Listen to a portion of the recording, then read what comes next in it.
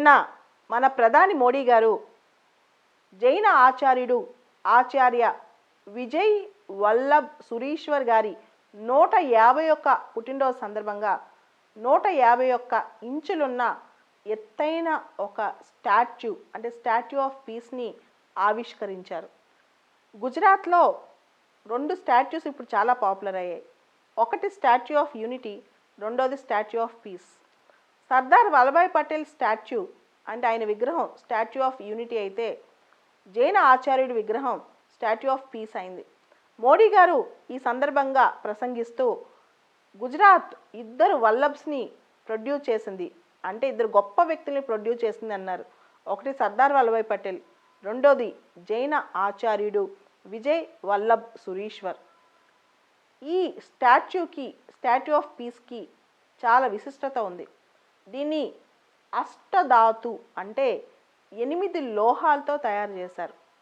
బంగారం, వెండి, zinc, copper, iron ఇలా 8 లోహాలతో తగు పాలల్లో కలిపి ఈ మొత్తం విగ్రహాన్ని తయారు చేశారు, ఈ జైన ఆచార్యుడి విగ్రహాన్ని. అందుకే దీన్ని అష్టధాతు అంటారు. ఇంగ్లీష్లో ఆక్టో ఎలాయ్ అంటారు. దీని ఎత్తు 151 ఇంచెస్ అన్నమాట. ఇది రాజస్థాన్లో పాలి నగరంలో ఆవిష్కరించారు.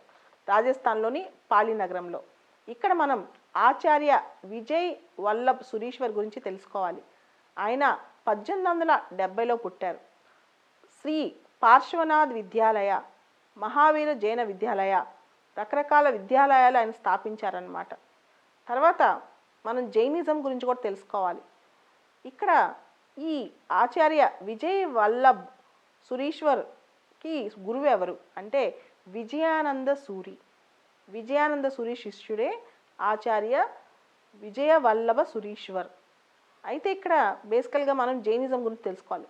అసలు జైనిజం స్థాపకుల్లో ఫస్ట్ వ్యక్తి ఎవరు? ఋషభనాథ. 24వ తీర్థంకర మహావీర, మనందరికి తెలుసు వర్ధమాన మహావీర.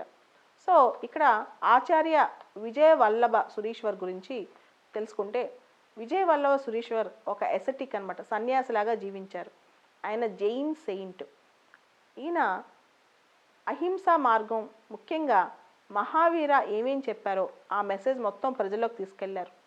సామాన్య ప్రజల కోసం, వాళ్ళ యొక్క బాగోగుల కోసం కృషి చేశారు. విద్యా వ్యవస్థని, విద్యని అందరికీ అందుబాటులో తేవడానికి కృషి చేశారు.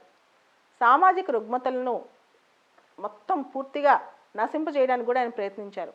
చక్కటి భాష, చక్కటి లిపి రాసేవాళ్ళు, మంచి లిటరేచర్ రాసేవాళ్ళు ఆయన రకరకాల పద్యాలు, ఎస్సేసు, వ్యాసాలు, తర్వాత ప్రోజ్ కూడా రాసేవాళ్ళు. అండ్ దేవుడికి అంటే జైన మతానికి సంబంధించిన పాటలు, పద్యాలు కూడా రాసేవాళ్ళు అనమాట. ఆయన మన స్వాతంత్ర సమర ఉద్యమానికి పూర్తి స్థాయి సపోర్ట్ చేయడమే కాకుండా స్వదేశీని కూడా పూర్తి స్థాయిలో సమర్థించారనమాట. సో ఇవి చదువుతూ మనం ఇక్కడ జైన మతం గురించి కొన్ని ప్రశ్నలు తెలుసుకోవాలి. ఉదాహరణకి జైన మతంలో 3 రత్నాస్ అని ఉంటాయి, 3 jewels, 3 రత్నాస్ లేదా 3 jewels. Right knowledge, right faith, right conduct. KFC knowledge, faith and conduct.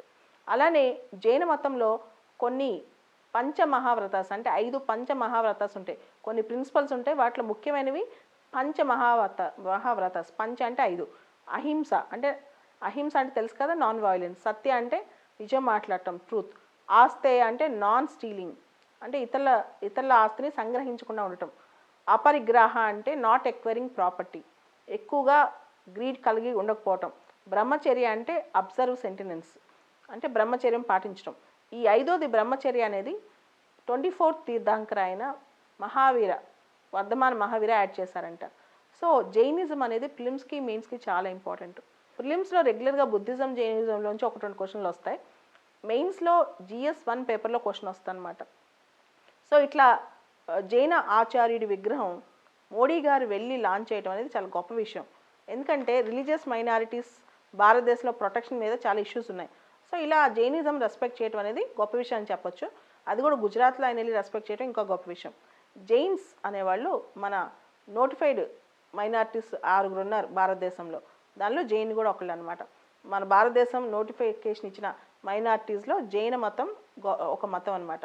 ఇలా జైన ఆచార్య విజయ్ వల్లభ్ సురీశ్వర్ యొక్క స్టాచ్యూ విగ్రహాన్ని ఆవిష్కరించారు మోడీ గారు.